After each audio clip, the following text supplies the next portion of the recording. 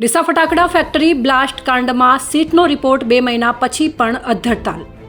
બનાસકાંઠા જિલ્લાના ડીસા નજીક ઢુવા રોડ પર આવેલી ગેરકાયદેસર ફટાકડા ફેક્ટરીમાં ગત 1 એપ્રિલે થયેલા હૃદયદ્રાવક બ્લાસ્ટને આજે 2 મહિના પૂરા થયા છે, જેમાં 23 નિર્દોષ લોકોએ જીવ ગુમાવ્યા હતા.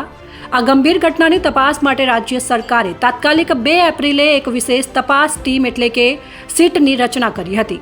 જો કે સીટ દ્વારા 15 દિવસમાં રિપોર્ટ સુપ્રત કરવાની સૂચના હોવા છતાં 2 મહિના વીતી ગયા હોવા છતાં પણ રિપોર્ટ જાહેર થયો નથી. સીટની રચના અને તપાસ મહેસૂલ વિભાગના IAS સચિવ ભાવિન પંડ્યાને સીટના અધ્યક્ષ તરીકે નિયુક્ત કરવામાં આવ્યા હતા.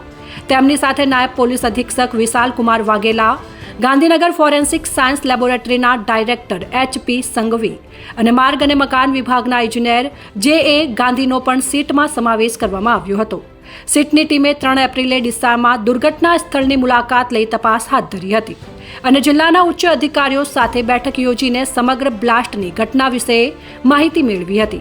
આ ઘટનાના પીડિતનો ન્યાય મેળવવા માટે સુપ્રીમ કોર્ટના દ્વાર ખખડાવી ચૂક્યા છે. તેમ છતાં સીટનો રિપોર્ટ હજી સુધી આવ્યો નથી. રાજ્ય સરકારે આ કેસની ગંભીરતાને ધ્યાનમાં રાખીને તાત્કાલિક સીટની રચના કરી હતી અને વહેલી તકે રિપોર્ટ સુપ્રત કરવાનું જણાવ્યું હતું.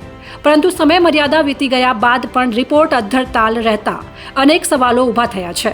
હવે આ મામલે આગળ શું કાર્યવાહી થાય છે અને પીડિતોને ક્યારે ન્યાય મળે છે તે જોવું રહ્યું.